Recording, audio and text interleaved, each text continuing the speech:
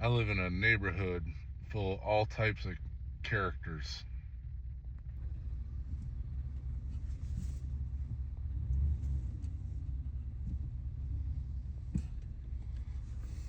While I live on a cul-de-sac, it's not exactly the type you dream of.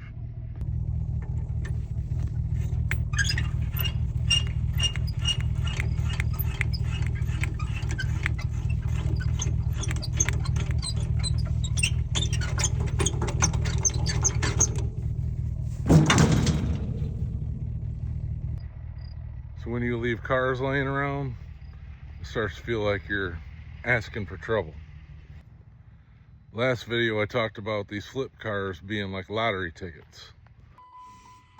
This one's like a $5 ticket. I won $2 on.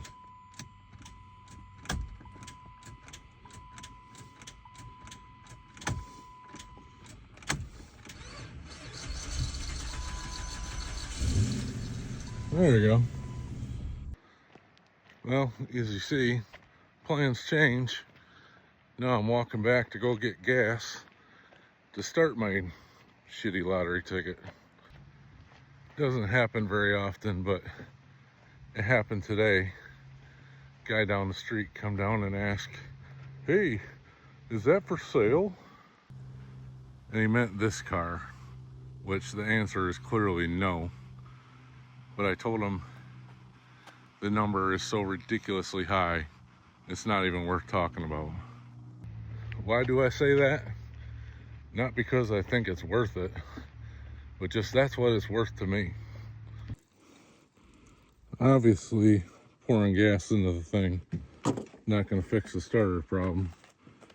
But maybe if it does catch, it'll have enough gas to push itself up on the trailer. This truck's my do-it-all daily driver, and I think I'm about to double down on this thing.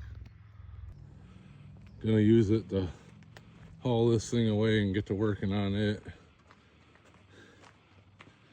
And what I was using before is my work truck back here. And it's not pretty, but it does the job. But as I'm no longer junking out cars every day, I think it's time for this thing to move on.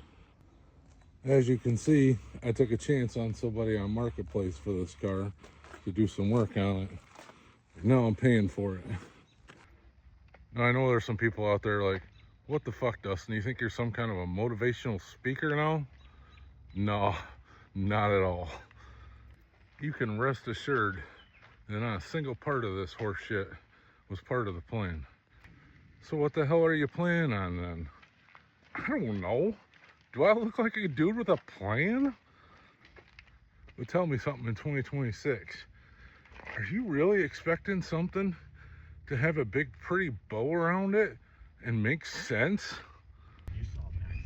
Nah, man. None of this shit's gonna make sense. None of this shit's gonna go according to plan. All you can do is just face what happens and figure it out. Maybe I'm just salty because I'm hauling the world's worst Magnum to Unionville on a Sunday instead of hanging out on a ski boat on the bay. All right, so world's worst Magnum, off to get the motor pulled. Let's see what happens with that. So, what do I mean? What do I mean when I say, do I look like a man with a plan?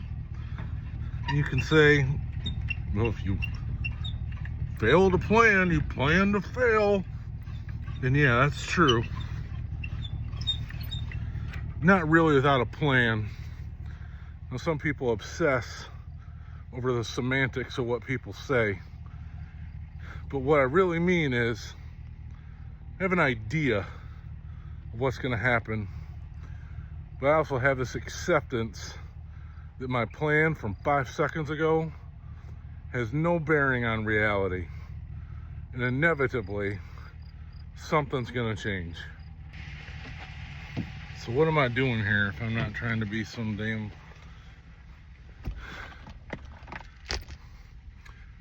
What am I doing here if I'm not trying to be some damn motivational speaker? I'm just trying to record life from an average car guy that happens to work in manufacturing and think of things in systems and find solutions that way. These jumper cables are older than I am, so we'll see if this actually works.